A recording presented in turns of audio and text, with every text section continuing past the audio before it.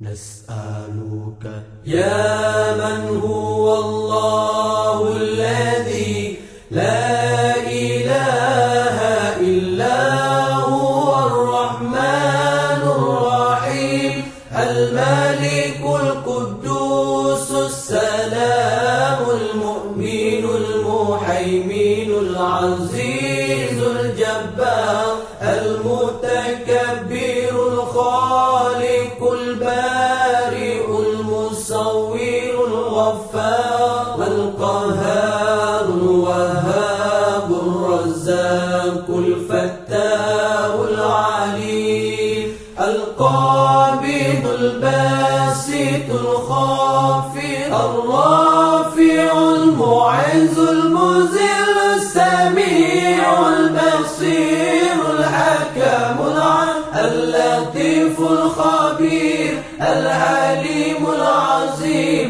الغفور الشكور العلي الكبير الحفيظ المقيت الحسيب الجليل الكريم الرقيب المجيب الواسع الحكيم الودود المجيد الباعث الشهيد الحق الوكيل القوي المتين الولي الحميد المحسن المبدع المعيد المحيي المميت الحي القيوم الواجد الماجد الواحد الصمد القادر المقتدر المقدم المؤخر الأول الآخر الظاهر الباطن wabarakatuh. Alhamdulillah wassalatu wassalamu ala rasulillah. Sebelum kita mulai kajian ini, izinkan kami, Panitia Kajian Mumtazah, menyampaikan beberapa hal sebagai berikut. 1. Tema kajian kali ini berjudul Persiapan Memasuki Bahtera, Perjalanan Menuju Pernikahan, yang insya Allah akan disampaikan materinya sebentar lagi oleh Ustazuna Abu Abdurrahman bin Muhammad Su'ud Al-Athari, hafizahullahu ta'ala. 2. Berikut profil singkat beliau. Ustadz Abu Abdurrahman bin Muhammad Su'ud Al-Athari, SPDI, aktivitas pengasuh tetap PT Pertamina SKK Migas Jabanusa. 2. Pengasuh Majelis Nisa'us Sunnah Sidoarjo. 3. Pengasuh Rumah Dakwah Ihyaus Sunnah Pila Kenceng Madiun. 4. Pengaruh Grup Dakwah Sabilul Khair Al-Ibanah. 5. Pengasuh Grup Dakwah Manhaj Salaf. 6. Pengasuh Kajian Ummahat TNI AL Driarjo Gresik.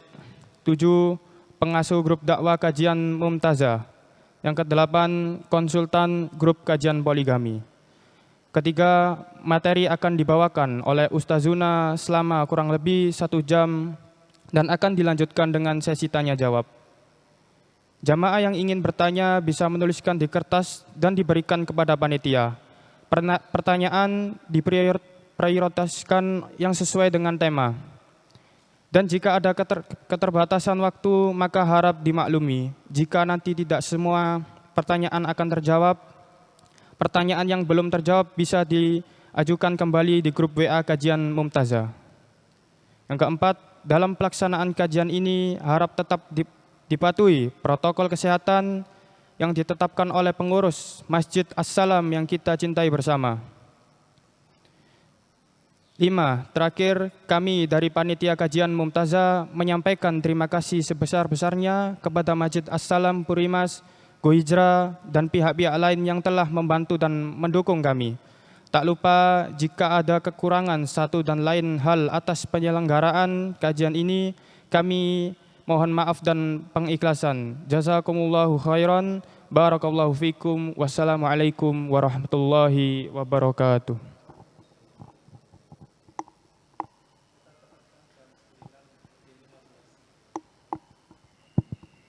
Kita tetapkan kajian jam 9.15.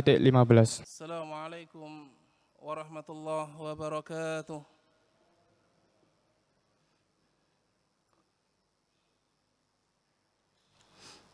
إن الحمد لله نحمده ونستعينه ونستغفره ونعوذ بالله من شرور أنفسنا وسيئات أعمالنا من يهده الله فلا مضل له ومن يضلله فلا هادي له أشهد أن لا إله إلا الله وحده لا شريك له وأشهد أن محمدا عبده ورسوله اللهم صل على محمد وعلى آله وأصحابه ومن تبعهم بإحسان إلى يوم القيامة يا أيها الناس اتقوا ربكم الذي خلقكم من نفس واحدة وخلق منها زوجها وبث منهما رجالا كثيرا ونساء واتقوا الله الذي تساءلون به والأرحام إن الله كان عليكم رقيبا يا أيها الذين آمنوا اتقوا الله وقولوا قولا سديدا يصلح لكم أعمالكم ويغفر لكم ذنوبكم ومن يطع الله ورسوله فقد فاز فوزا عظيما أما بعد فإن أصدق الحديث كتاب الله وخير هدي محمد صلى الله عليه وسلم وشر الأمور محدثاتها فإن كل محدثة بدعة وكل بدعة ضلالة وكل ضلالة في النار أيها الناس جماعة رحمني ورحمه الله. Yang hilang hari ini dari kebanyakan kaum muslimin adalah rasa syukur kepada Allah Subhanahu wa taala, di mana banyak nikmat Allah Subhanahu wa taala yang dilupakan oleh kaum muslimin, baik itu kesehatan, waktu luang, maupun arahan ubun-ubun mereka untuk beribadah kepada Allah Subhanahu wa taala. Benar di antara kita senantiasa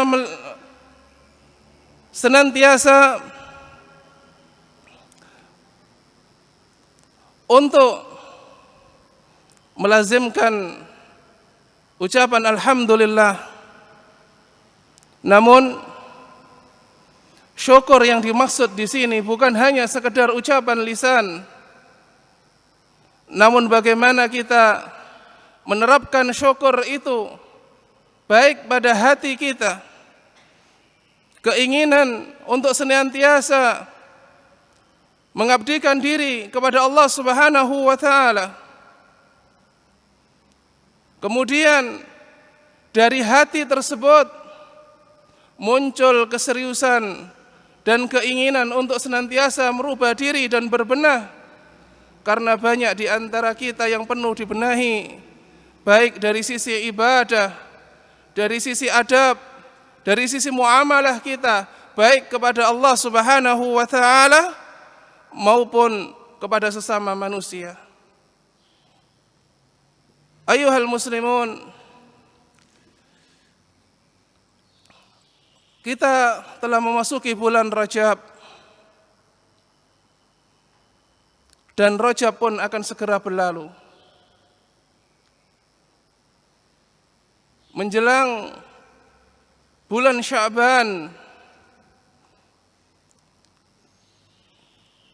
dan konsekuensinya adalah kita akan segera bertemu dengan Ramadan. Apa yang kau persiapkan, wahai saudaraku rahimani wa rahimahullah, dari cepatnya waktu berlalu dari silih bergantinya hari, pekan dan bulan yang engkau menyatakan diri sebagai hamba Allah Subhanahu wa ta'ala, sementara bulan Ramadan akan mencapamu, sementara engkau belum memiliki persiapan sedikit pun. Di mana hati-hati orang yang hatinya terpaut dengan akhirat, di mana orang-orang yang senantiasa menginginkan akan keridhaan Allah Subhanahu wa ta'ala, di mana tangan-tangan yang digunakan di dalam munajat yang panjang, di mana air mata yang senantiasa menetes karena merasa dirinya banyak beban dan dosa, di mana Al-Quran kita yang mulai lusuh dan berdebu, sementara ia perlu untuk dibaca. Wahai orang-orang yang cinta akan akhirat, wahai orang-orang yang senantiasa mengharapkan keridhaan Allah Subhanahu wa ta'ala, Ramadan telah menjelang. Hendaknya kalian persiapkan diri dengan ketakwaan kalian kepada Allah. Kemudian hendaknya kalian mempersiapkan diri dalam kesungguhan di dalam amal saleh dan perbaikan. Rasul sallallahu alaihi wasallam mengingatkan kita, man khafa adlaja, man khafa adlaja. Barang siapa yang ia takut, maka ia akan bersegera. Barang siapa yang ia takut, maka ia akan bersegera. Wa man adlaja balagha manzilah. Dan barang siapa yang bersegera, maka ia akan segera sampai ke dalam rumahnya. Ketahuilah wahai kaum muslimin, wahai saudara-saudariku rahimani wa rahimahullah, ala inna silatallahil ghaliyah, bahwasanya dagangan Allah Subhanahu wa ta'ala itu mahal, tidak bisa kita raih dengan jalan santai maupun jalan orang-orang yang senantiasa menceburkan dirinya di dalam kedurhakaan kepada Allah Subhanahu wa ta'ala. Ala inna silatallahil jannah, karena sesungguhnya dagangan Allah itu adalah surga. Siapakah orang yang mau menebus dirinya dengan surganya Allah? Persiapkan dirimu untuk menghadapi Ramadan,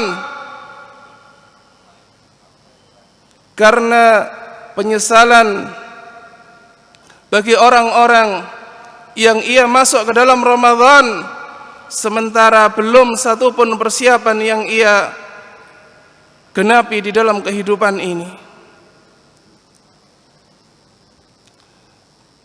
Baik, kita akan masuk materi kita. Apa materi kita pada pagi hari ini? 6.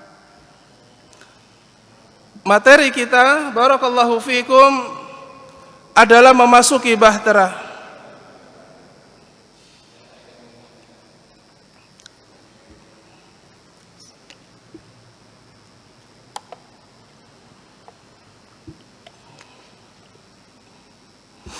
Materi kita adalah memasuki bahtera. Apa itu bahtera? Bahtera di sini yang dimaksud bukan Anda ingin bersiar ke sebuah pulau dengan menaiki perahu, bukan. Namun bahtera di sini yang dimaksud adalah bahtera rumah tangga. Orang-orang kaum muslimin di Indonesia menyebut rumah tangga itu sebagai bahtera. Kenapa? Karena satu hal, tidak ada bahtera yang berjalan mulus di atas air. Tidak ada bahtera yang ia jalan dengan jalan yang landai. Mesti satu saat ia akan menemukan angin yang mengombang-ambingkan bahtera tersebut. Bahkan ia akan menemukan badai yang boleh jadi akan menghempaskan bahtera tersebut untuk tenggelam. Pembahasan terkait rumah tangga, kita mulai dari mana? Kita mulai dari surah yang mulia, surah Ar-Rum, ayat yang ke-21. Surah yang menjadi favorit di antara kita kaum muda. Surah yang senantiasa terngiang di telinga-telinga orang-orang yang mengharapkan sakinah, mawaddah dan rahmah di dalam rumah tangganya. Surah yang senantiasa tertempel di surat-surat undangan, berharapkan keberkahan rumah tangga tersebut. Ketika Allah Subhanahu wa taala berfirman, "Wa min ayatihi an khalaqa lakum min anfusikum azwaja litaskunu ilaiha wa ja'ala bainakum mawaddatan wa rahmah inna fi dzalika laayat liqaumi yatafakkarun." Di sini ada sebuah rahasia besar, wahai saudaraku rahimani wa rahimahullah. Allah Subhanahu wa taala memulai dengan wa min ayatihi. Di antara tanda dari ayat-ayat yang menunjukkan kebesaran Allah Subhanahu wa taala,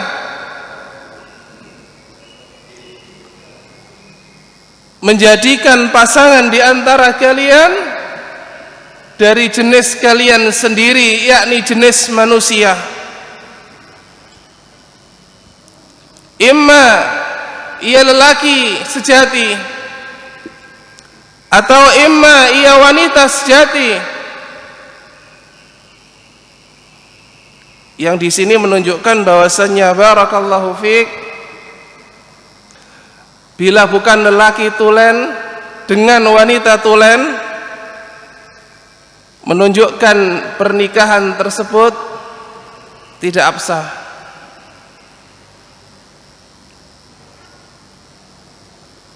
Umpama seseorang yang menikah ya dengan sesama jenis, laki-laki maupun laki-laki dengan laki-laki, wanita dengan wanita, atau mungkin laki-laki dengan seseorang yang mirip wanita dan semisalnya. Tujuan apa dari pernikahan kita? Yang kita berharap kepada Allah Subhanahu wa taala keberkahan tentunya. Ketika kita mengawali pernikahan tersebut, maka tujuannya litaskunu ilaiha.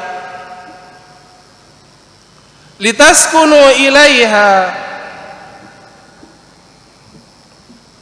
Pertanyaannya, apa Pak itu sakinah? Napa niku sakinah? Apa itu sakinah? Kalau kita belajar bahasa Arab, kalau kita memulai perkenalan itu setelah salam, apa yang kita tanyakan? Mas-masnya, akhwatnya yang biasa belajar bahasa Arab, Setelah kita belajar bahasa Arab, setelah salam itu biasanya apa yang kita ucapkan untuk perkenalan? Nama. Man ismuka. Siapa namamu? Masya Allah. Yang kedua,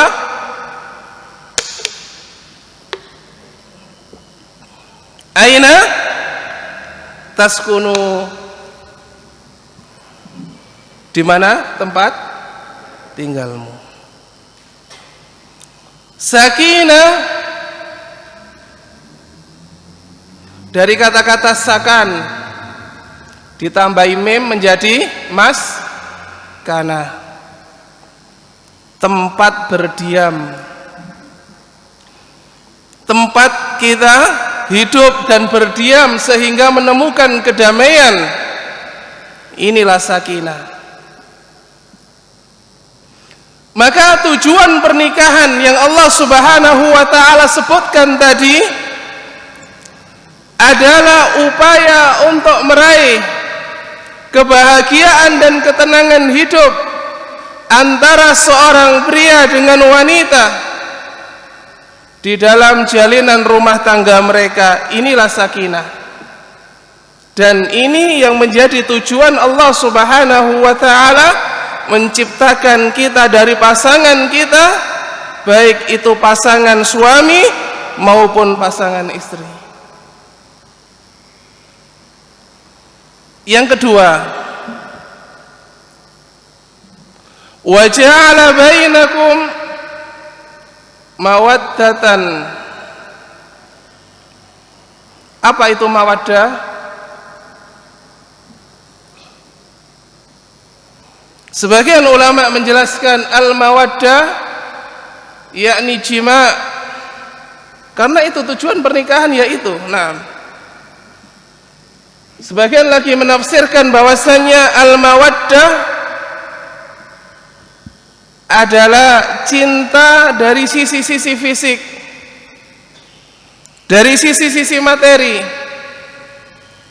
Apa contohnya, Mas? Gagahnya, gantengnya,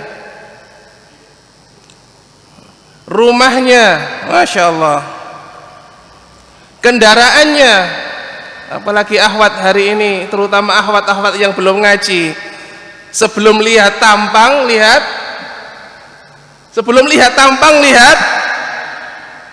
motornya, Masya Allah. Setelah motornya yang dilihat, ya tebalnya rekeningnya, Masya Allah.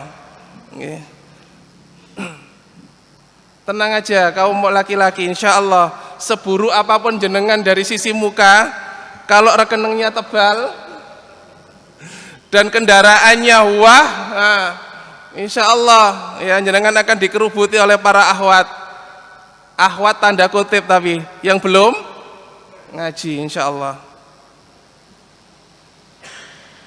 Inilah mawaddah, cinta dari sisi-sisi fisik, dari sisi tampang, dari sisi cantik.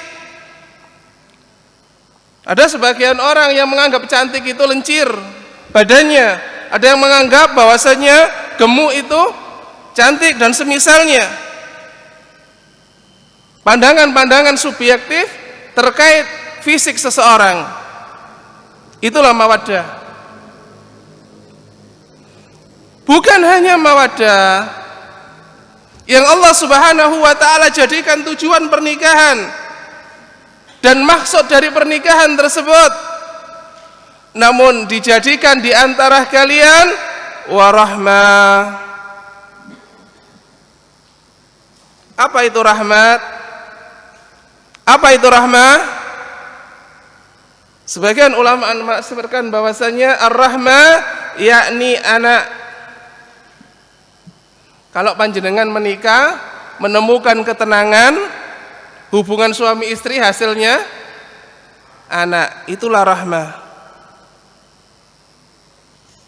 Namun sebagian ulama lain mengatakan yang dimaksud rahmah di sini adalah cinta kasih dari sisi batin.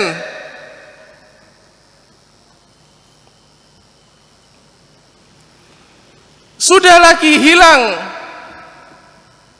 sisi-sisi terkait materi. Sudah hilang dari mereka sisi-sisi untuk sudah melihat, sudah tidak waktunya lagi melihat tentang tampang. Namun mereka mencari cinta yang lebih inti, yakni cinta yang bersumber dari hati, kasih sayang yang mulia yang datangnya dari jiwa. Sehingga mereka tidak lagi menjadikan sekat-sekat materi dan tampang serta fisik sebagai tujuan pernikahan. Makanya kalau panjenengan melihat di antara kaum muslimin, kita melihat sebagai anak muda iri ketika di pagi hari kakek-kakek yang berumur 70 dengan nenek-nenek yang berumur 60 bergandengan tangan di pagi hari jalan bareng setelah sholat subuh, bahkan mungkin keluar dari masjid untuk menjalankan sholat subuh. Jomblo-jomblo jelas. Masya Allah. Wih gitu mungkin. Masya Allah.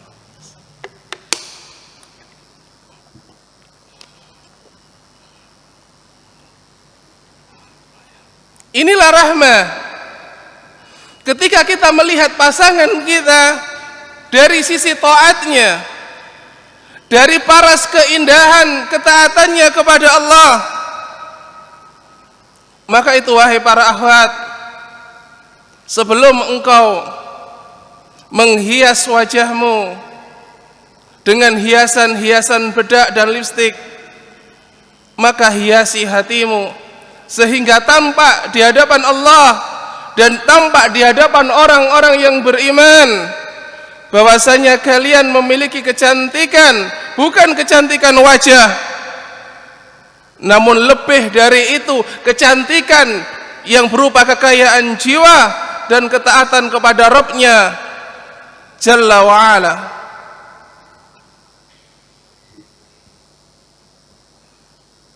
Sebagian kita, Masya Allah,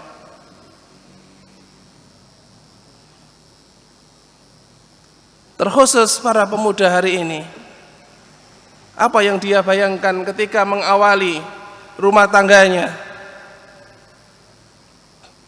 Apa yang dibayangkan oleh orang-orang yang dulu menjelang mereka menjalin rumah tangganya? Bagi anak-anak yang belum menikah, bayangannya adalah bertemu pangeran. Ini kisah apa ini? Bawang merah, bawang putih.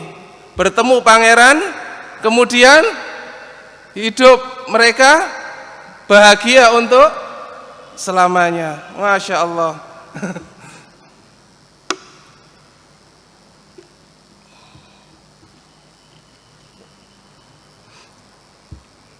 Demikian juga yang sudah berumah tangga, mereka berharap bahwasannya nanti kalau rumah tangga dengan pasangan saya ini insya Allah, ya, gambarannya adalah membangun rumah tangga kecil dengan 2 anak mungkin atau 3 anak, kemudian berlanjut itu sampai umur 70, 80 dan kemudian kematian memisahkan mereka, bahkan kalau bisa mati bersama. Mau Pak, Ibu? Mati bersama? Kalau bahagia bareng enggak apa-apa, kalau mati kamu duluan. Nah, bahkan sebagian orang mengawali bahtera ini dengan jalan-jalan yang tidak syar'i karena merasa nggak punya uang. Jangan jauh-jauh kalau pacaran. Kita ngomong yang bukan syar'i ya. Kemana? Ke Kebun Bisu aja, dekat bandara. Atau nanti ya kita pas lamaran, Masya Allah, kita umroh bareng. Gambaran mereka, gambaran orang-orang awam. Nah, umroh bareng. Ketika di depan Ka'bah, apa yang mereka lakukan? Tukar cincin. Masya Allah. Itu yang sedikit Islami. Yang nggak Islami banget, kita ke Singapura, duduk di bawah singa muntah. Tahu singa muntah? Keluar airnya terus soalnya, diare dia. Di bawahnya tukar cincin untuk tunangan.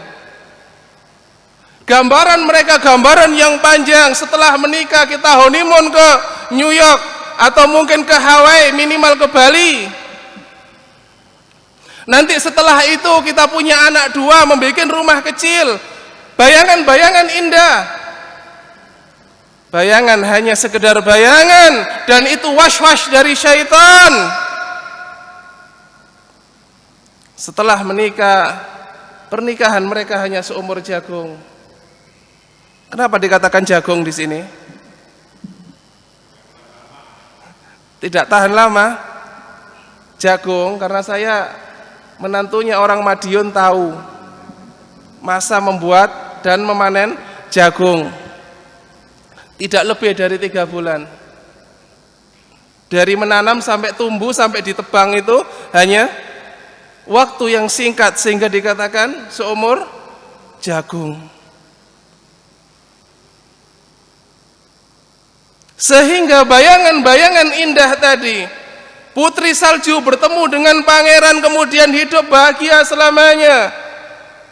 Satu lagi menganggap bahwasanya setelah pacaran kemudian kita melakukan lamaran di bawah patung singa di Singapura, kemudian kita akan langgeng selamanya. Bahkan sebagian mempersembahkan lagu untuk pasangannya ketika melamar. Lagu hanya sekedar lagu. Dan kalian wahai kaum lelaki jangan suka berlagu. Karena apa? Kebanyakan tukang lagu itu adalah orang-orang yang banyak berdustanya. Kalau orang dikatakan dia berlagu itu, kalau orang Jakarta maksudnya apa, Pak? Dia cuma berlagu gitu, maksudnya apa? Antara ucapan dengan kenyataannya jauh. Itulah berlagu.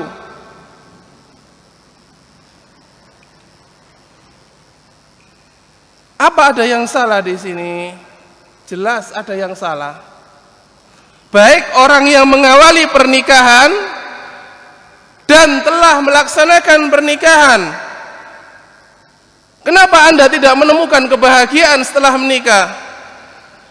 Kenapa gambaran-gambaran indah itu lenyap begitu saja setelah akad dan ijab kabul dan serta menjadi halal? Padahal sebelum pernikahan begitu indah. Apa yang kita bayangkan? Maka di sini, di pagi hari ini, kita akan membenahi bagi yang sudah melaksanakan pernikahan tersebut, dan menjadi bekal bagi orang-orang yang mau menempuh pernikahan, agar pernikahan mereka berjalan sesuai dengan keridhaan Allah Subhanahu wa taala.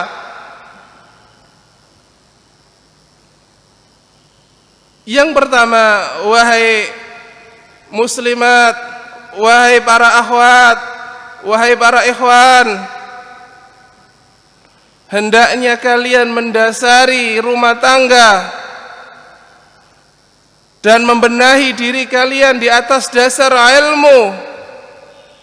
Ini yang utama. Ini yang utama. Ilmu sebelum semuanya. Ilmu sebelum menikah, ilmu sebelum beramal, ilmu sebelum berbicara. Betapa banyak rumah tangga hancur berantakan karena mereka mengawali di atas jahil, di atas kebodohan akan agama Allah Subhanahu wa taala dan sunnah Rasulnya sallallahu alaihi wasallam.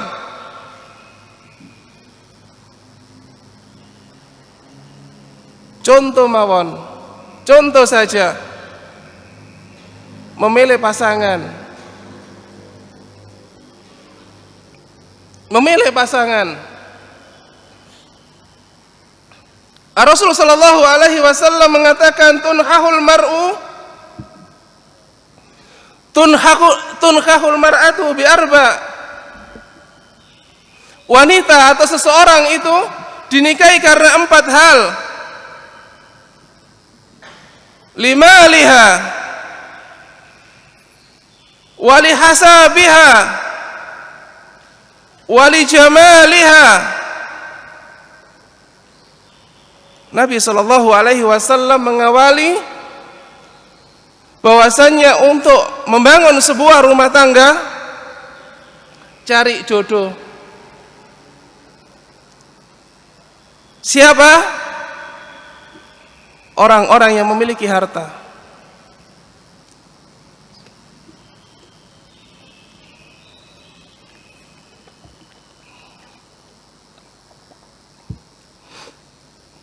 Bukan hanya itu, kalau bisa wali hasabiha, juga orang-orang yang memiliki nasab yang baik. Wali maliha, dan juga yang memiliki harta. Namun ini masih koma, bukan titik. Fadfar bidatid din taribat yadak. Cari orang yang memiliki agama sehingga tanganmu nanti tidak berdebu. Hidupmu tidak sengsara. Hidupmu penuh barokah. Karena apa? Kalian mengutamakan agama sebelum yang lain. Sebelum parasnya li jamaliha, sebelum melihat nasabnya wali hasabiha, atau melihat materinya limaliha. Lihat agama seseorang. Ad-dinu mar'atu ala dini khalili. Bahwasanya agama seseorang itu sesuai dengan agama temannya. Tidak mungkin Anda akan menemukan, wahai saudaraku, wahai saudariku, jodoh di jalanan, kemudian Anda berharap bahwasanya jodoh Anda adalah orang yang saleh, yang kadang saja sudah ngaji, manhajnya lurus, itu bisa tergelincir.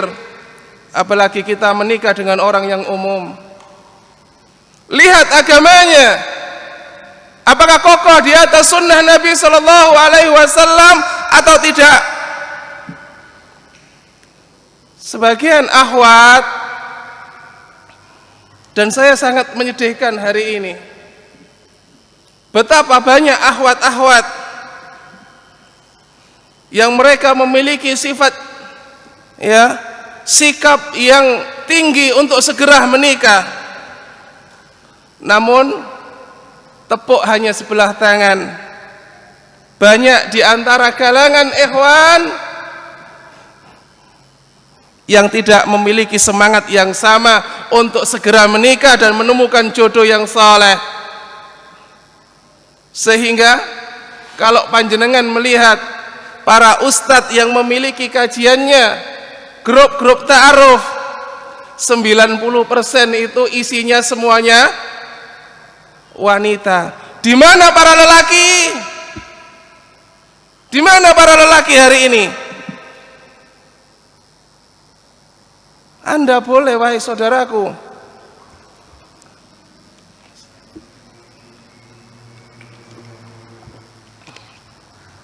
fankihu ma taba lakum minan nisa masna wa sulasa wa ruba.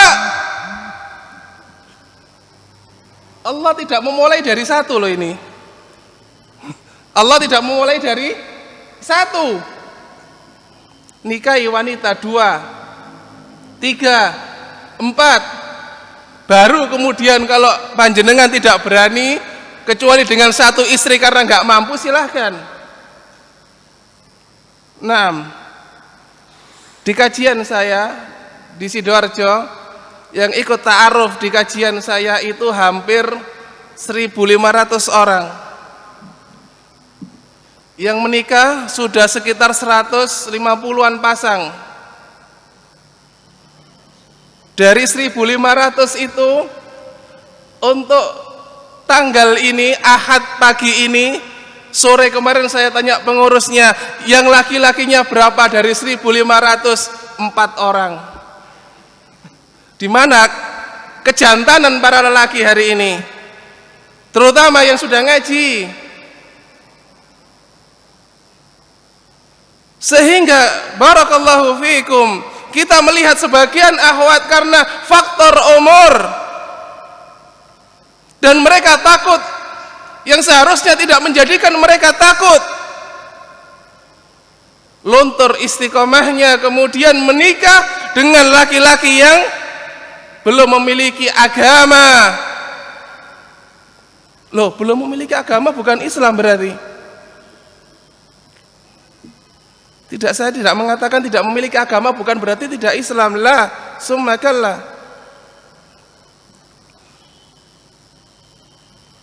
Maksudnya orang yang tidak memiliki agama di sini belum tertarbiyah dengan baik, belum mengenal Rabbnya, belum mengenal Islam secara luas, belum mengaji dengan kajian yang serius. Karena apa? Karena laki-laki yang soleh, karena laki-laki yang diharap menjadi imam bagi rumah tangga kecilnya belum juga datang. Kemudian datanglah lamaran dari orang-orang yang umum yang kita tidak tahu kualitas agamanya. Kemudian karena faktor umur tadi, muslimah yang sudah ngaji lama akhirnya menerima dengan sangat terpaksa. Jadi nikahnya bukan karena ilmu, namun karena terpaksa. Enak mana, wanita dipaksa nikah atau laki-laki dipaksa nikah? Enak laki-laki dipaksa aja ya Pak ya, kalau wanita nanti. Nah,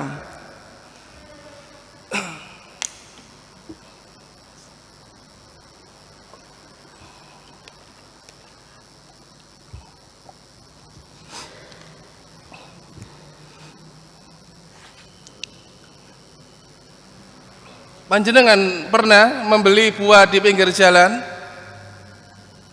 Panjenengan, kita pernah memilih buah di pinggir jalan? Baik, apa yang Anda lakukan ketika memilih buah tersebut? Ambil, masukkan kresek, atau tetap kita pilah dulu? Wis pokoknya saking numpuknya itu buah, ambil aja. Atau tetap ada pemilihan? Kenapa? Pilih yang baik-baik. Kalau analogi tadi kita bawa ke dalam pernikahan, bila hanya untuk memilih buah atau mungkin sekedar baju yang sudah kadang-kadang oleh pedagangnya sudah dimasukkan ke kresek atau ke tas, itu pun kita buka untuk memilih apakah ada jahitan yang rusak atau tidak, luruskah jahitannya atau warnanya bagaimana dan semisalnya, padahal sudah jelas tertampang di situ. Namun kita tetap sebagai manusia ada keinginan untuk memilihnya. Lalu bagaimana dengan pasangan seumur hidup? Seumur hidup, bahkan kita berharap bukan hanya seumur. Kalau slogan negara kita apa? NKRI, harga mati. Kalau rumah tangga, kalau agama bukan hanya harga sampai mati, bahkan kita akan bawa sampai akhirat. Lalu bagaimana kita memilih pasangan hidup yang kita nanti bawa sampai akhirat, kemudian kita memilihnya dengan sesuatu yang tanpa dasar ilmu dan hanya perkiraan serta hawa nafsu ketika memilihnya. Bertakwalah kalian wahai saudaraku kepada Allah Subhanahu wa taala. Nabi sallallahu alaihi wasallam memberikan arahan kepada para wali dari wanita. Dan juga ini sebenarnya berlaku juga bagi laki-laki secara umum.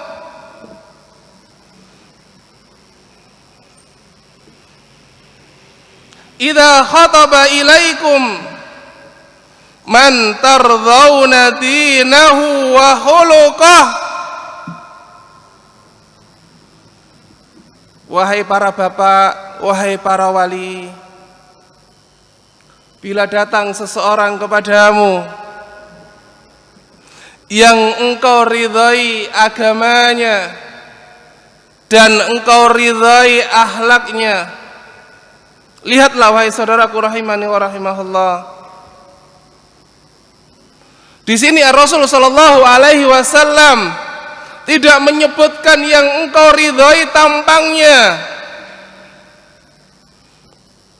tidak menyebutkan yang engkau ridhoi cantiknya, karena cantik temporer, dan juga dalam menilai itu bukan penilaian objektif namun subjektif.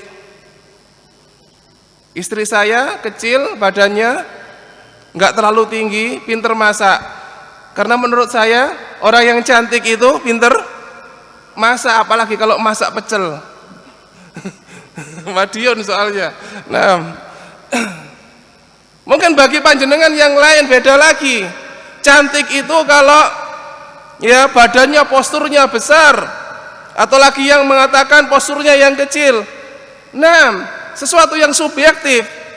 Dan Nabi Shallallahu Alaihi Wasallam di sini menentukan bagi para akhwat, bagi para ikhwan, bagi para aba yang memiliki anak, yang menjadi tanggung jawab perwaliannya ketika datang seseorang yang saleh, yang kalian ridhai agama dan akhlaknya. Loh, kok di sini Allah sebutkan dua hal, nggak cukup hanya agama. Kenapa? Banyak orang memiliki agama wahai saudaraku, namun tidak memiliki akhlak. Dan banyak orang yang memiliki akhlak, agamanya buruk di hadapan Allah Subhanahu wa taala. Maka pilih yang kedua-duanya, memiliki agama yang baik dan akhlak yang baik. Karena agama adalah urusan dia dengan Allah. Sementara akhlak adalah hak sesama kaum muslimin, terutama dari kalangan keluarganya. Maka sekali lagi, yang pertama, wujudkan ilmu sebelum memilih pasangan. Nah, kalau sudah kadung kepilih Pak, bagaimana? Masya Allah.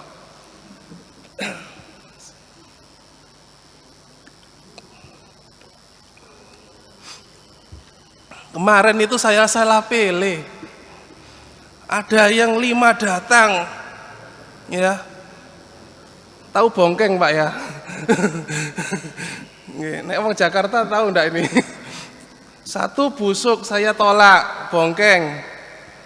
Kedua datang kok bongkeng ini kelihatannya. Qadarullah yang ketiga datang itu sebenarnya bagus, namun hawa nafsunya mikir lain, bongkeng dewe. Akhirnya yang keempat datang karena sudah, waduh ini sudah mau maghrib ini, umur saya sudah 35 ini, bagaimana ini, akhwatnya bingung, akhirnya dipilih yang bongkeng tadi, yang ketiga yang baik nggak diterima. Masya Allah. Lalu bagaimana kalau seperti itu? Nah, benahi baik buruknya pasangan, itu tanggung jawab Anda.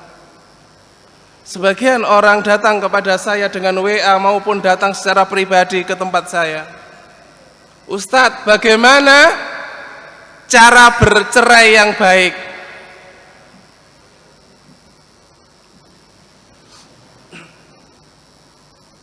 Takon apa tadi, Pak? Tanya apa? Cara bercerai yang baik.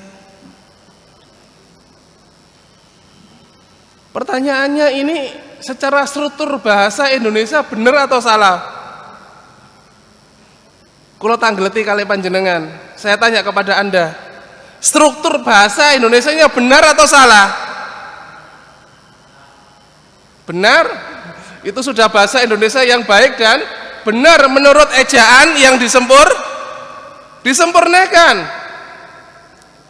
Bagaimana bercerai yang baik? Namun salah menurut syariat. Bagaimana Anda bicara bercerai yang baik, namun Anda tidak bertanya bagaimana menikah yang baik dan membenahi pasangan yang buruk? Apakah setiap masalah dalam rumah tangga harus dengan solusi cerai? Apakah para akhwat ketika menemukan suaminya tidak sesuai dengan impiannya kemudian meminta cerai, meminta khulu, ganti pasangan berikutnya, tidak sesuai cerai? Apa bedanya kita dengan orang-orang awam yang saya sebutkan di Teban tadi? Lamarannya saja di mana tadi? Di Singapura, di bawah patung singa muntah. Naam. Pernikahannya hanya seumur jagung. Wa iyadzu billah. Lalu apa bedanya rumah tangga kaum muslimin yang sudah ngaji dengan yang belum ngaji? Kalau semua permasalahan rumah tangga diselesaikan dengan cara cerai,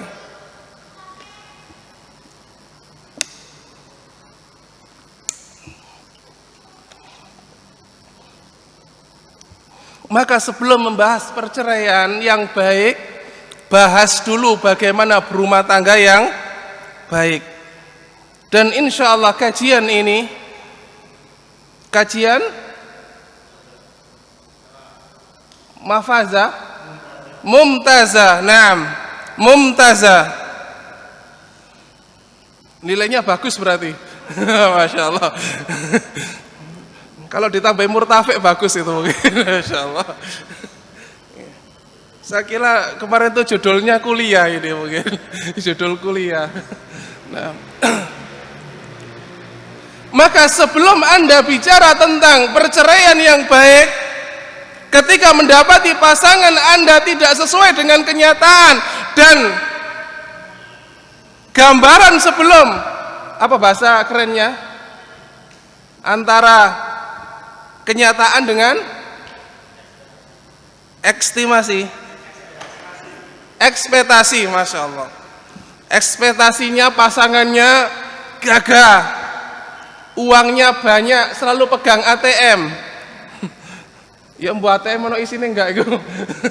Nah, tanahnya luas, karena yang dihitung tanah kuburan, karena sebelah rumahnya kuburan, jadi luas banget.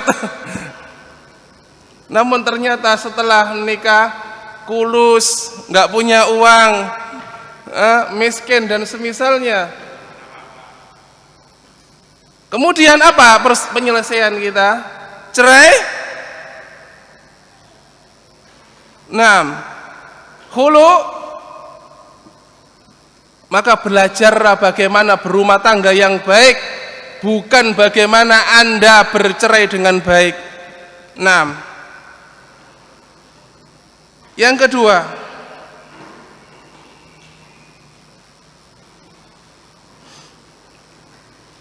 bagaimana mendapatkan rumah tangga yang baik? Hendaknya Anda, wahai saudaraku, wahai saudariku, menautkan hati Anda kepada Allah, pemegang hati-hati hamba. Hendaknya Anda memegangkan urusan Anda kepada Allah yang di tangannya seluruh tangan hamba dipegang olehnya Azza wa Jalla. Karena tidak ada solusi bagi seseorang untuk mendapatkan kebaikan kecuali Anda belajar untuk jujur kepada Allah. Inilah ucapan Yusuf alaihi salam, ucapan Nabiullah yang mulia Yusuf alaihi salam, innahu may yattaqi wa yasbir fa innallaha la yudhi'u ajral muhsinin. Karena sesungguhnya barang siapa bertakwa kepada Allah dan bersabar di atas semua musibah yang ia hadapi, fa innallaha la yudhi'u ajral muhsinin, Allah tidak akan menyia-nyiakan orang-orang yang telah berusaha untuk berbuat kebaikan.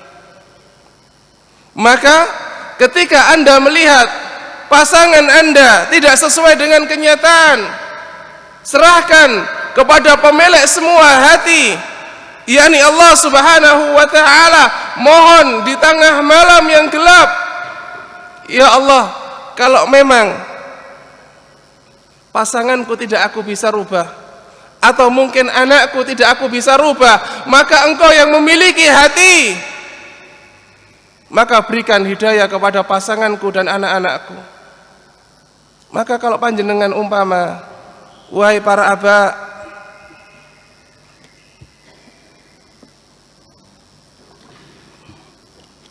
ketika Anda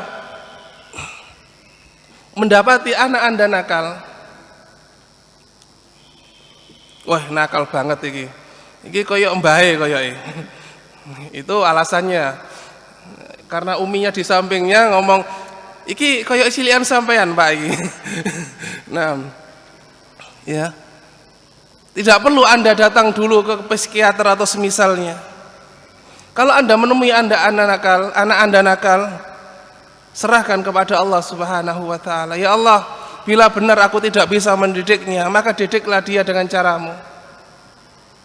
Nah, maka yang kedua adalah bekal untuk kita menghadapi pernikahan dan memasuki bahtera adalah bagaimana kita menautkan hati kita kepada Allah dan belajar jujur kepada Allah Subhanahu wa ta'ala. Selanjutnya yang ketiga, hendaknya setiap pasangan memiliki kedewasaan, mempersiapkan kedewasaan di dalam dirinya. Tidak hanya menuntut pasangannya untuk bersikap dewasa, namun dia bersikap sebagaimana anak kecil dan menentukan segala sesuatu di dalam rumah tangga dengan perasaan. Jenengan tahu, pernah tersesat? Pernah tersesat, Pak? Pada saat Anda tersesat dari tempat tujuan itu, kemudian Anda melebihi dari tempat tujuan itu, Anda merasa sesat? Saya tanya kepada jenengan, orang sesat itu merasa dirinya sesat? Awalnya enggak. Lama-kelamaan, oh iya aku ini tersesat ternyata. Gitu. Demikian juga orang yang membawa perasaannya.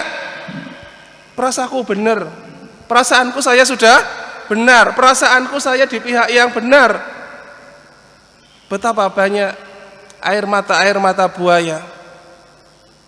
Betapa banyak orang-orang yang menangis sementara pihak lain yang benar dan dia yang salah. Inilah datang wanita-wanita Mesir ke hadapan raja dengan menangis. Ternyata air mata bukan bukti bahwasanya mereka benar, bahkan pihak lain yakni Yusuf alaihi salam yang ada pada kondisi yang benar. Makanya dalam berumah tangga, kalau jenengan kepingin awet, dipisahkan dengan maut sementara waktu, kemudian Anda ingin kembali bertemu nanti di surganya Allah insyaallah, maka Anda harus belajar dewasa di dalam penyelesaian masalah dan tidak membawa ego serta perasaan Anda. Banyaknya perceraian hari ini, banyaknya berantakan rumah tangga hari ini karena masing-masing pasangan membawa ego mereka dan membawa perasaan mereka. Kemudian di antara sebab rusaknya rumah tangga juga kurangnya komunikasi di antara suami dan istri. Masing-masing berjalan menurut perasaannya masing-masing. Sementara berapa banyak kita ditipu oleh perasaan kita. Betapa banyak manusia hari ini ditipu oleh perasaannya, oleh hatinya. Karena tidak ada bimbingan ketika itu dari Allah Subhanahu wa taala. Boleh jadi karena faktor ini kita mengawali rumah tangga dengan maksiat kepada Allah Subhanahu wa taala.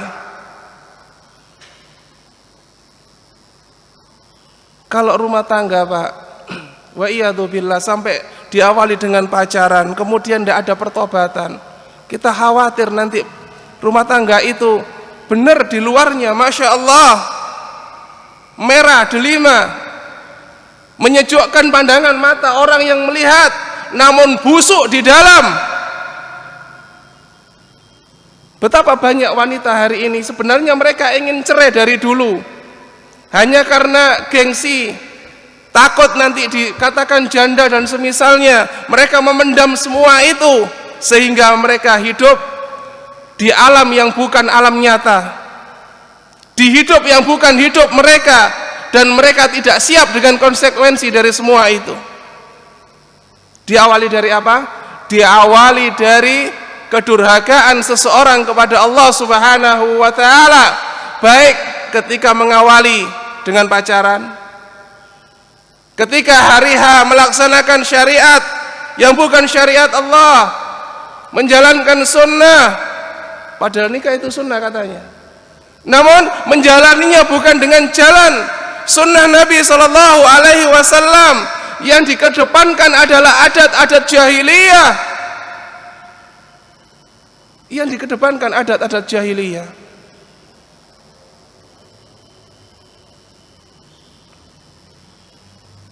Maka dari itu, wahai saudaraku rahimani wa rahimahullah, sebagai penutup sebelum pertanyaan, kami buka pertanyaan sampai jam 11 kurang. Hendaknya kita yang pertama mengawali semua dengan ilmu,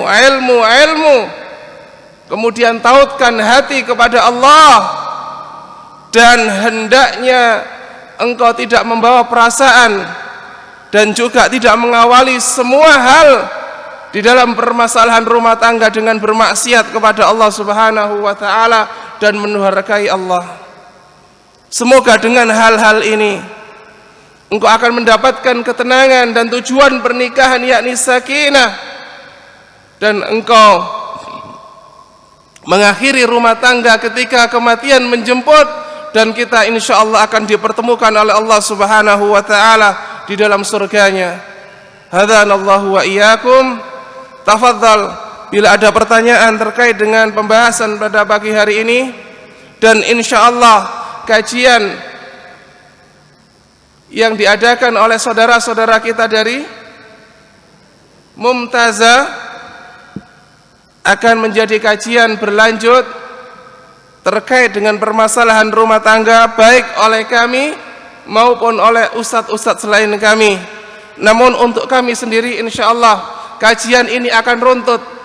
Kita menyelesaikan satu kitab terkait rumah tangga, dari bagaimana mengawali rumah tangga, bagaimana nanti memilih pasangan, kemudian bagaimana nanti ketika kita sudah menghadapi rumah tangga itu problemanya diselesaikan dengan cara apa. Insya Allah kajian pada pagi hari ini adalah kajian yang berseri insya Allah. Kami tunggu 5 menit untuk pertanyaan. Bagi akhwat atau ikhwan yang ingin bertanya silakan, baik langsung maupun dengan tulisan. Kami tunggu 5 menit. Tafadhal. Ada hadiah bagi yang bertanya. Pertanyaan terbagus nanti panitia menyediakan makan siang. Di depan bayar sendiri. Tempatnya saja yang disediakan panitia. Nggih, pakai mic enggak apa-apa.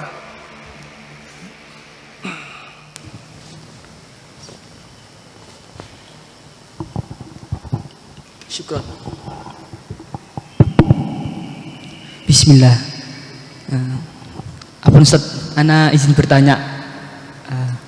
Begini Ustaz. Sebutkan nama dulu, status. Loh iya, nah, untuk kajian Mumtazah ini, ya kalau bertanya sebutkan nama, kalau laki-laki maksudnya, dan status. Biar mungkin akhwat dengar, ada yang minat kemudian hubungi saya. Nanti insya Allah siap saya untuk mempertemukan. Nama saya Lutfi Ardiansyah. Panggilannya Lutfi. Masya Allah. Lahir di Lamongan, Jawa Timur. Pucuk. Itu apa? Kecamatan Turi. Oh, Masya Allah. Okay. Dulu sekarang tinggalnya di Solo, KTP Solo. Kan lahir di Lamongan, KTP Solo. Soalnya kan dulu mantan istri Ana Solo. Ulangi lagi. Ana lahir di Lamongan. Mantan istri tadi loh. Mantan istri ya. Ana cerai. Masya Allah. 4 tahun pernikahan belum punya anak. 4 tahun pernikahan. Jadi pindah penduduk di Solo, Jawa Tengah. Pertanyaannya? Gimana? Pertanyaannya gini. Anak kan suka ilmu. Dulu kuliah di Mahat Umar bin Khattab, dekat Nurul Hayat. Saya dulu mahasiswa Mahat Umar bin Khattab. semester berapa? Mustawa Salis anak keluar. Saatnya nikah sama istri, hanya saya keluar cari kerjaan, pindah ke Solo. Sebenarnya kan pengen kuliah, cuma kan faktor kerja mau nggak mau kuliah saya putus kuliah di bahasa Arab Mahat Umar bin Khattab Surabaya. Pertanyaannya gini, anak kan masih suka ilmu, haus akan ilmu din, terutama ilmu syariat. Jika ada dua pilihan. Jika pilihan pertama ada seorang akhwat yang menerima apa adanya untuk menikah. Terus yang kedua ada tawaran untuk ilmu beasiswa. Anak pilih yang mana? Apakah mengutamakan menikah ataukah ilmu? Di sisi lain anak juga haus akan ilmu. Syukran, jazakallahu khairan. Masya Allah, barakallahu fiik. Yang pertama, semoga Allah Subhanahu wa ta'ala mempermudah panjenengan untuk dapatkan jodoh. Itu yang pertama. Kalau bisa melalui tangan saya banyak stok. Nah, hanya ini pertanyaannya, akhwat, ummahat, 2 saja. Besok setelah kajian buka acara makan bersama, insya Allah rame. Setelah kajian pekan ini, mungkin pekan depan bisa diajak makan bersama setelah kajian, insya Allah besok rame. Nah, yang kedua, di dalam Islam tidak pernah Islam itu memilah-milah sebuah kewajiban. Nah, sebagian saudara-saudara kami dari para asatid, mereka belajar dan mereka bukan hanya seorang yang haus, istilah panjenengan tadi, haus akan ilmu, dan itu tentunya setiap kita harus seperti itu, semangat di dalam menuntut ilmu. Dan para asatidah hari ini banyak di antara mereka memiliki putra bahkan 4, 5, namun pernikahan tidak menghalangi mereka dari belajar. Sebagian ummahat atau akhwat bertanya kepada saya, Ustadz, mendahulukan membantu orang tua atau menikah? Pertanyaan ini janggal dan aneh dan tidak seharusnya. Saya ulangi, pertanyaan semacam ini janggal, aneh dan tidak seharusnya. Anda bisa, wahai ummahat, wahai akhwat, untuk menikah dengan pasangan Anda, dan Anda juga bisa bersama-sama dengan pasangan untuk mewujudkan kebaktian kepada orang tua. Demikian juga dengan ilmu. Kalau yang difahami ilmu di sini adalah kuliah, berapa banyak para duat, para dai-dai kita, ustadz-ustadz kita yang mereka sibuk, bukan mereka orang pengangguran, namun mereka dapat juga berumah tangga dengan baik, dan mereka dapat menyelesaikan studi mereka sampai S2, sampai S3. Barakallahu fiik. Jadi tidak ada pemilahan di dalam Islam terkait sebuah kewajiban. Suami dulu atau orang tua dulu. Ini pertanyaan-pertanyaan yang tidak seharusnya dikeluarkan. Nah, belum selesai.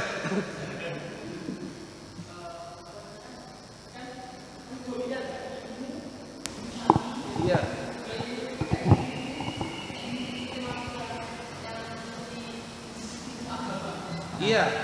Tafasus. Kayak mulazamah gitu, mulazamah.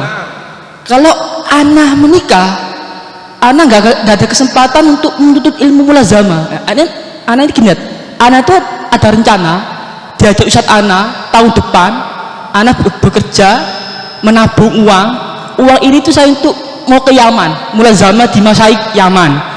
Di sisi lain, anak juga laki-laki normal yang siapa yang bisa terjamin tak berzina. Cuma di sisi lain saya juga mau ke Yaman untuk ilmu. Kalau saya menikah, saya otomatis ke Yaman tidak bisa dong. Atau kuliah di Syekh Ali bin Abi Thalib atau kuliah di Mahat Umar nggak bisa, karena fokus rumah tangga kan biayai maisha, gak istri, gak anak, sama gitu. Nah itu saya bingungkan. Apakah menikah, apakah ilmu dulu yang saya pegang gitu? Saya anak mau diajak ke Yaman untuk mulazamah sama mas saya. Makanya anak menabung uang bukan untuk menikah tapi untuk menuntut ilmu. Gimana tanggapan panjenengan? Baik, 6. Mulazamah ke Yaman. 6. Islam ini barakallahu fiik tersebar, dan para ulama ahlu sunnah tersebar di mana-mana. Bukan hanya di Yaman atau di Saudi atau di Yordan. 6. Itu yang pertama. Yang kedua, bahwasannya mulazamah, dan kami termasuk orang yang bermulazamah. Ketika itu kami belajar Sahih Bukhari dan kami sudah beristri. Dan tidak ada masalah mengajak istri. Mungkin sebagian pondok-pondok di Yaman bahkan istrinya diajak ngaji dan kuliah di sana. Insya Allah bisa. Kalau umpama pilihan benar-benar pilihan, menikah dulu dan buktikan nanti setelah jenengan menikah Anda juga akan bisa belajar.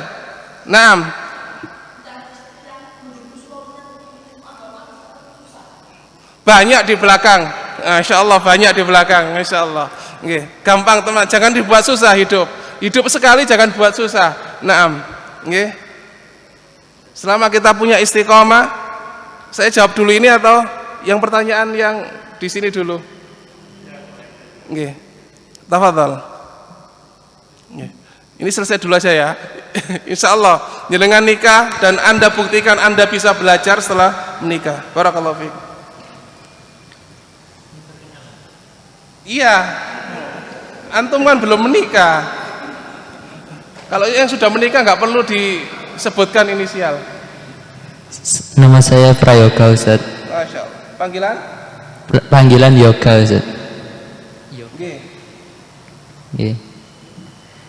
Mau bertanya, Ustaz.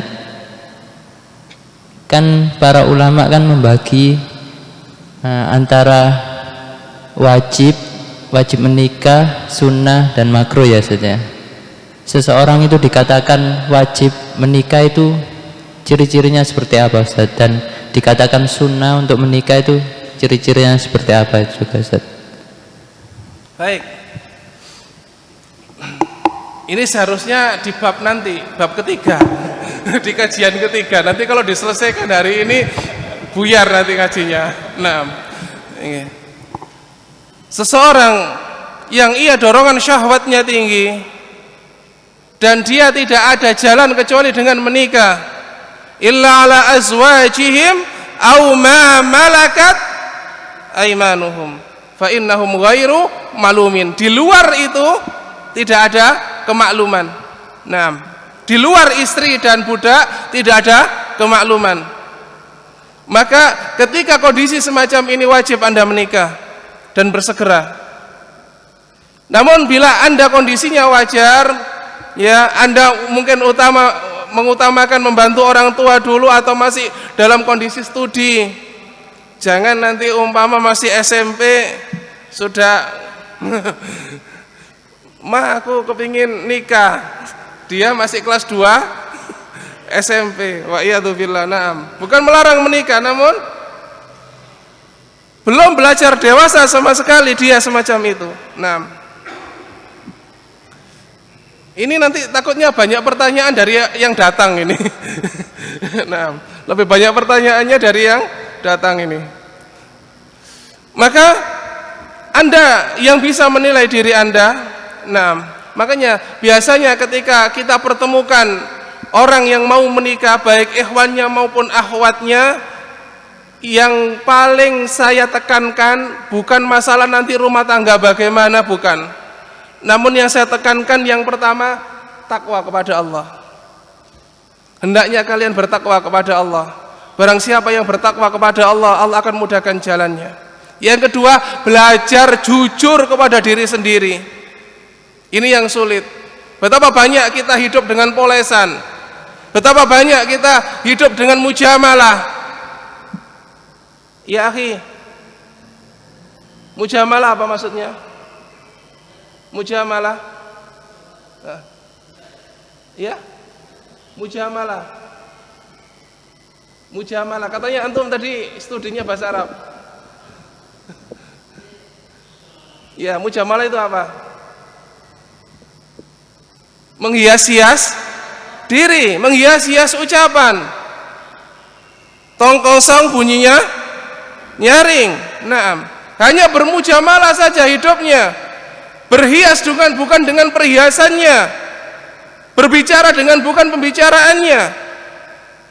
Nah, orang semacam ini dia menipu dirinya sendiri sebelum menipu Allah dan kaum muslimin. Maka hendaknya kalian bertakwa, itu yang pertama, modal dalam menempuh rumah tangga. Yang kedua, jujur kepada diri sendiri. Jangan berhias dan hidup dengan hiasan dan kehidupan orang lain. Insya Allah ya engkau akan dapat menilai dirimu sendiri. Saya sudah wajib nikah, sunnah nikah, atau makruh nikah. Naam. Insyaallah dapat dipahami? Naam. Inggih.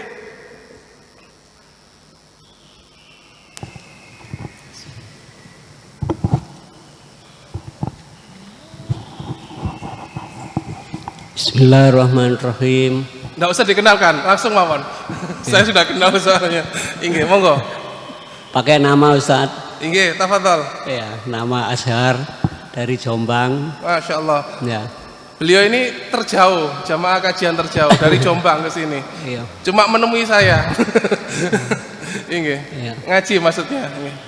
Ustadz, ya ini ada mengawali rumah tangga dengan dosa dan kemaksiatan. Itu yang dimaksud bentuk konkretnya itu seperti apa, Ustadz? Demikian, assalamualaikum warahmatullahi wabarakatuh. Nah, dosa dan maksiat di dalam mengawali rumah tangga, wujud konkretnya tadi, maksiat mata, maksiat hati. Ponta, jenengan coba sekali-kali, bukan anjuran ini, tapi bukti, ya, bahwasannya Anda ketika bermaksiat kepada Allah, rasakan ketika Anda satu kali bermaksiat kepada Allah, rasakan rasa ibadah Anda. Nah, seseorang yang melakukan maksiat kepada Allah boleh jadi dalam 3 hari dia tidak akan merasakan khusyuk di dalam sholatnya. Lah sekarang dibalik, sekarang terawih itu, nanti terawih kapan? Ramadan itu, Masya Allah, niatnya dari rumah sudah gak benar. Terawih nanti setelah terawih niatnya ketemu di sana. Ya, 2 sejoli terawih bareng di masjid apa ini? Assalam. Tujuannya sudah nggak benar ini. Pacaran setelah tarawih. Maka jangan harap Anda merasakan nikmat di dalam ibadah kepada Allah. Orang yang mengawali maksiat di dalam rumah tangganya, Allah cabut keberkahan dan manisnya rumah tangga. Maka jangan sekali-kali kita mengawali maksiat. Itu yang pertama. Maksiat hati, maksiat mata. Dan orang yang ingin pacaran, maka sesungguhnya ia ingin hidup sebagai seorang munafik. Saya ulangi, orang yang mengawali rumah tangganya dengan pacaran, maka dia ingin membangun rumah tangga secara rumah tangga munafik. Pacaran, ganti motor setiap hari. Padahal bapak tukang cuci motor atau mungkin punya bengkel. Jadi setiap hari ganti. Nah, akhirnya akhwatnya tertarik karena kelemahan wanita itu di mana? Di matanya. Setiap melihat yang bagus itu langsung. Nah, akan tapi kemudian setelah menikah, tak sangka no mobilmu mas, ada no mobilnya koncomu. Nah, iso-iso kelambimu sih sampean gawe iku kreditan dan juga pinjem gitu. Nah, baju nikah pinjem, nggih.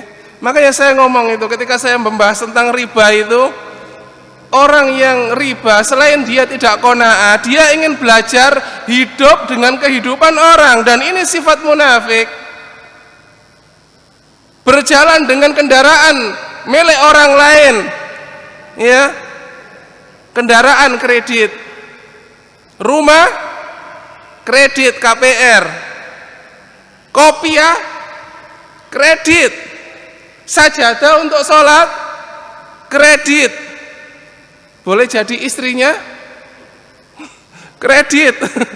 Nah, sampai setan pun ada katanya, setan kredit. Nah, maka dari itu ya, hindari untuk berhidup dengan kehidupan orang, dengan gaya-gaya orang lain, apa adanya.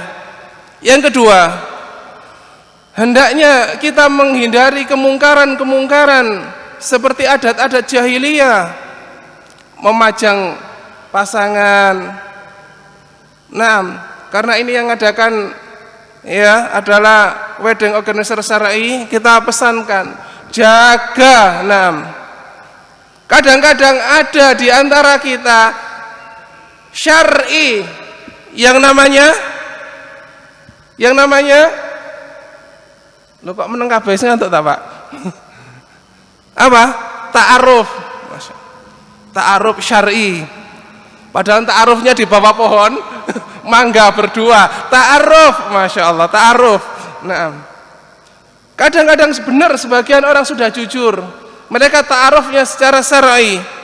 Namun ketika mengawali rumah tangga, nginjak telur, apalagi nyetel musik, apalagi di pelaminan dipajang ihtilat antara laki-laki berbaur mereka, Masya Allah. Kadang-kadang kita ngaku Islam, tapi di 3 tempat tidak tampak Islam kita. Saya ulangi, sebagian kaum muslimin hari ini kita tidak menyangkal Indonesia ini mayoritas kaum muslimin. Sensus tanggal 31 Desember tahun 2021, masih berapa bulan? 1,5 bulan, masih fresh. Jumlah total kaum muslimin di Indonesia adalah 89 sekian persen. Berarti alhamdulillah ya, bahwasannya misi-misi kristenisasi dan semisalnya gagal di Indonesia, karena mayoritas kaum muslimin hari ini masih Islam di Indonesia, 89 sekian persen. Nah, Namun panjenengan lihat dalam 3 hal, maka Anda akan melihat wajah lain, bukan dunia lain, wajah lain dari kaum muslimin saat kelahiran. Yang kedua saat pernikahan, kelahiran, pernikahan, yang terakhir kematian pun. Wujudnya kaum muslimin mayoritas, namun dalam 3 hal ini kita akan melihat wajah lain dari kaum muslimin, lebih banyak adat daripada syariatnya. Selanjutnya kita selesaikan jam 11 kurang 10, ada 10 menit lagi. Enggak apa-apa ya? Monggo yang mau ngantuk silakan ngantuk. Ada pengumuman dari? Enggak ada? Iya. Pertanyaan, bagaimana jika ada seorang istri merasa dizolimi, minta cerai karena merasa selalu akhlak suami menurut istri kurang baik? Wahai ummahat, bersabarlah engkau mengharapkan wajah Allah Subhanahu wa ta'ala. Itu yang pertama.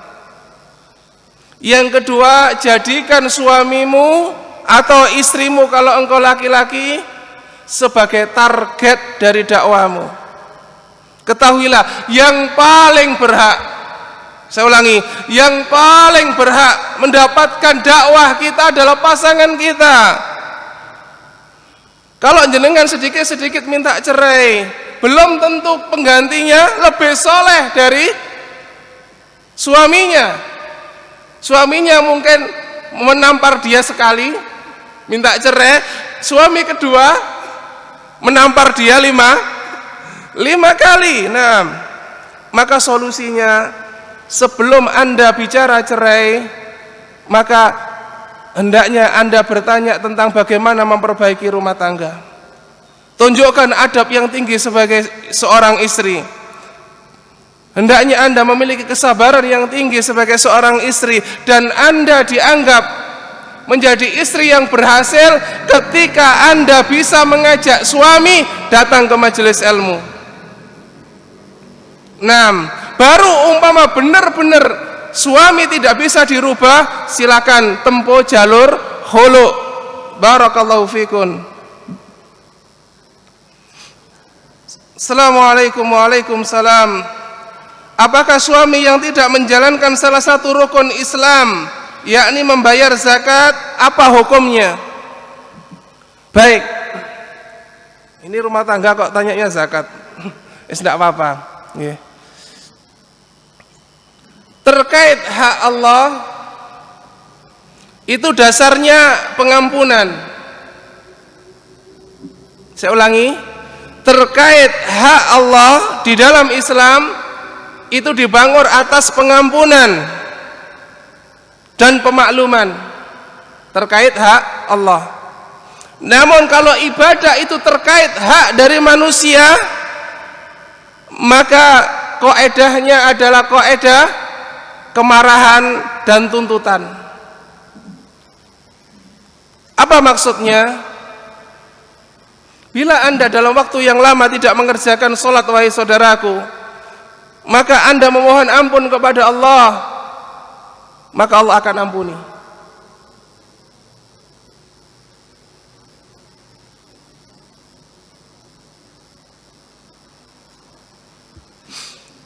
Namun kalau itu terkait hak manusia berupa zakat, maka tidak diampuni sebelum ditunaikan. Umpama seseorang yang mengalami kejayaan, umpama Abu Abdurrahman, orangnya kaya banget, kemudian dia tidak menjalankan zakat, baik tahu hukumnya maupun tidak. Bila dia sudah tahu hukumnya, zakat yang belum dibayar tahun-tahun yang lalu wajib ditunaikan, karena itu terkait bukan hanya hak Allah, namun ada haknya manusia. Maka bila seseorang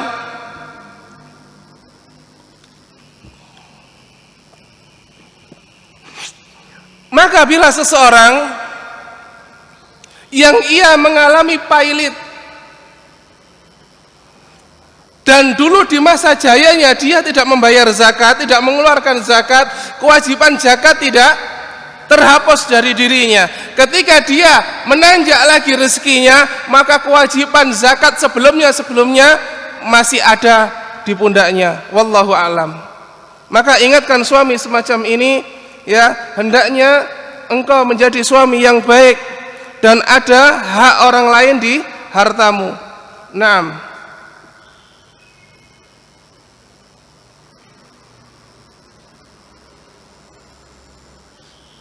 Bagaimana Ustadz seorang ikhwah atau suami yang ingin bekerja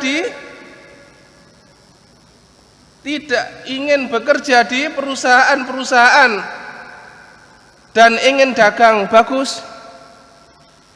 Ya, saya sarankan Anda menjadi tuan rumah pada diri Anda sendiri. Saya ulangi, Anda adalah hamba Allah yang merdeka. Tautkan hati hanya kepada Allah. Takut dan rezeki Anda kepada Allah Subhanahu wa ta'ala. Dan salah satu cara menjajah diri sendiri adalah menjadi pegawai perusahaan maksudnya. Nah, terlebih kalau kita sampai, sebagian ulama mengatakan ayat wala tarkanu ilal ladzina zalamu fatamassakumun nar itu termasuk adalah seseorang yang mempergawaikan dirinya kepada orang kafir. Masuk ayat ini. Wala tarkanu ilal ladzina zalamu fatamassakumun nar. Jangan kamu simpati kepada orang-orang kafir, orang-orang zalim, sehingga engkau disentuh oleh api neraka.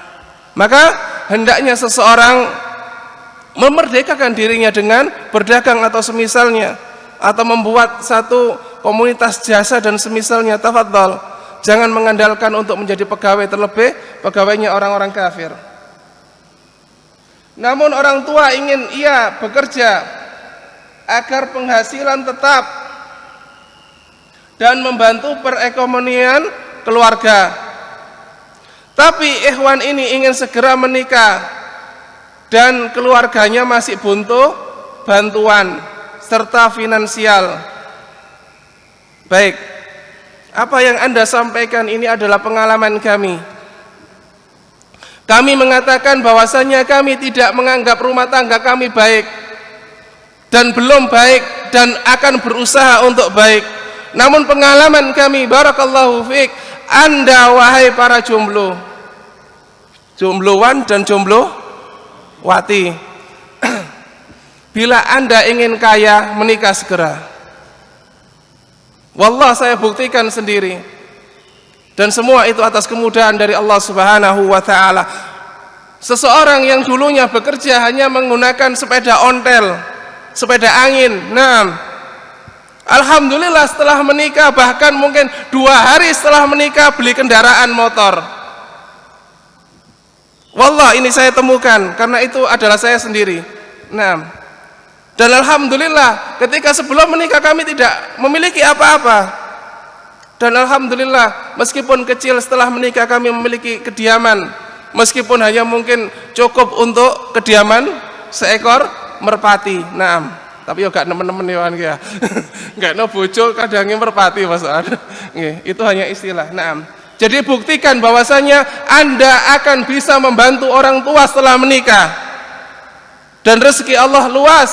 Dan pintu rezeki adalah dengan pintu menempuh pintu pernikahan. Nah, selanjutnya yang terakhir, suweng ya.